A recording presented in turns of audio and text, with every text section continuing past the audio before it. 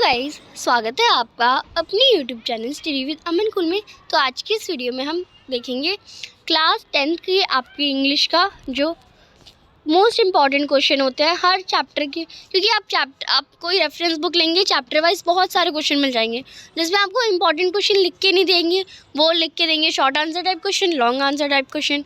And reference book में आपको सारे बुक के सारे अलग अलग चैप्टर के मिला जुला के, मतलब आपको अगर कोई एक चैप्टर करें तो आपका एक चैप्टर तो बहुत अच्छा हो जाएगा, बट डिफरेंट चैप्टर्स को एक ही साथ पकड़ के उनके क्वेश्चन करना वो आपकी क्रिटिकल थिंकिंग को जगाता है कि इस चैप्टर में क्या था, इस चैप्टर में क्या था। तो उसी के अकॉर्डिंग हम डिफरेंट चैप्टर के क्वेश्चंस करेंगे। और मोस्ट इंपॉर्टेंट क्वेश्चन है सैम्पल पेपर और क्वेश्चन बैंक के क्वेश्चंस मैं यहाँ पे आपको करवाऊंगी, और ज़्यादा नहीं, मैंने सीरीज़ में ही आपके 5-6 क्वेश्चन ही एक वीडियो में डाले हैं।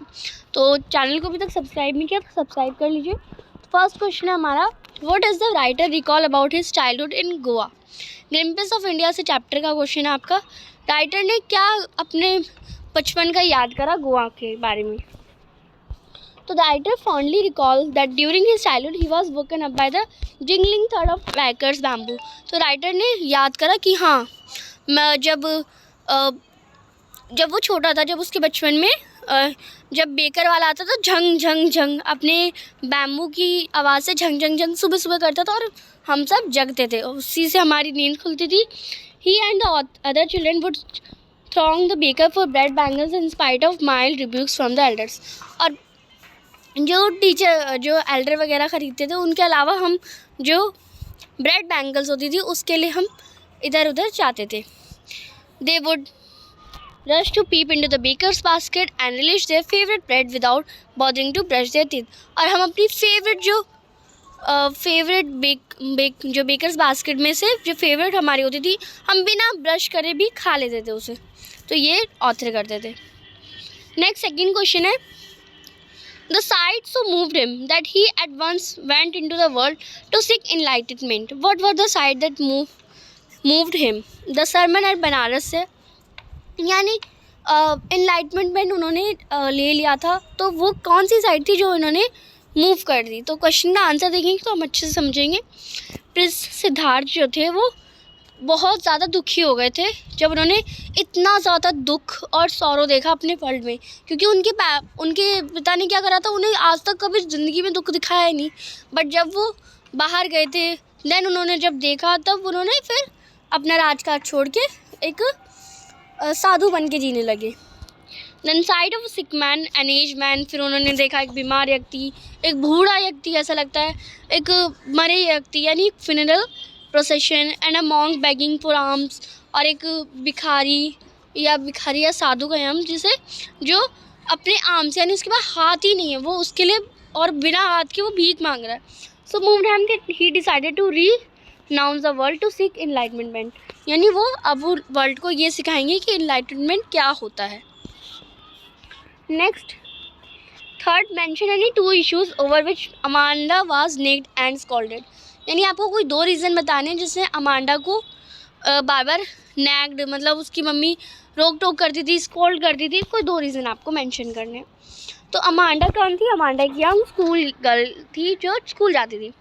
was continuously nagged and scolded by her mother over one or other issue, यानी वो उसकी माँ उसे बार बार रोक टोक करती रहती थी, पता नहीं एक अलग अलग रीज़न से।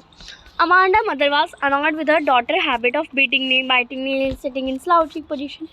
2 रीज़न बताने थे। 2 रीज़न है, वो अपने दांतों को चबाती थी पहला रीज़न, और बहुत बेढंग तरीके से बैठती थी दूसरा रीज़न। तो ये 2 रीज़न थे कि वो उसके लिए बार बार सुनना पड़ता था उसके लिए उसे।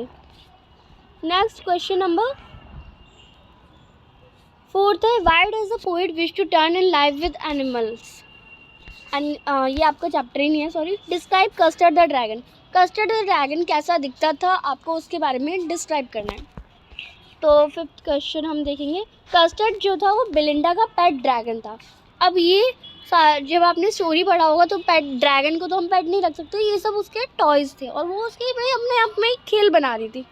तो यस, ये कस्टर्ड जो था वो बेलिंडा का ड्रैगन पेट था। He was called custard satirically because of its timidity and laziness. अब उसे कस्टर्ड इसलिए कहते थे क्योंकि बहुत लेजी था, बैठा रहता था। ड्रैगन उनके कोई क्या सोचेगा कि ड्रैगन मतलब जो मुंह से आग निकाले और बहुत फुर्तीला हो, हर चीज़ चाहिए उसे। बट नहीं, जो यहाँ का ये वाला कस्टर्ड था वो बहुत लेजी था, टिमिड था, मोटा मोटा सा था। His big sharp teeth, pointed spike on the top of him। और जो ऐसे ड्रैगन में ऐसे ऐसे ऐसे ऐसे ऐसे होते ना, वो धारी उसके थी, उसके बहुत ज़्यादा शार्प टीथ थे और thick dry scales give him a scary appearance. और उसके जो दांत थे वो उसे बहुत उसे देख के तो लगता था डरावना, बट नहीं था वो। He also had a big fiery red mouth and nose that pass smoke like a chimney. और उसकी नाक से धुआं निकलता था, चिमनी, मतलब जैसे लाइक ड्रैगन असली का होता है वैसा ही था, बट वो था लेजी। नेक्स्ट क्वेश्चन है, what did E bright learn from his failure at the science fair the making of a scientist. तो ई ब्राइट ने अपने फेलियर से क्या सीखा? मेकिंग ऑफ साइंटिस्ट आपका चैप्टर से क्वेश्चन दे रखा है, तो हम इसका आंसर देखते हैं कि उन्हें ऐसा क्यों लगा। तो ई ब्राइट जो थे वो 7th grade project did not win. जो ई ब्राइट का वो 7th ग्रेड का प्रोजेक्ट था, उन्होंने एक भी प्राइज़ साइंस फेयर में नहीं जीता था, because he showed slides of frog tissue under at microscope. उन्होंने क्या दिखाया था? एक फ्रॉग के स्लाइड्स दिखाए थे, फ्रॉग के टिश्यू के स्लाइड्स दिखाए थे। वेयर द स्टूडेंट वो won the prize worked on real experiment.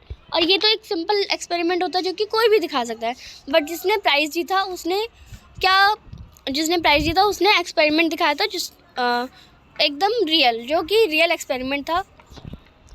This experience taught him that merely a neat display of facts would not win him a prize and he had to work on real experiment to win।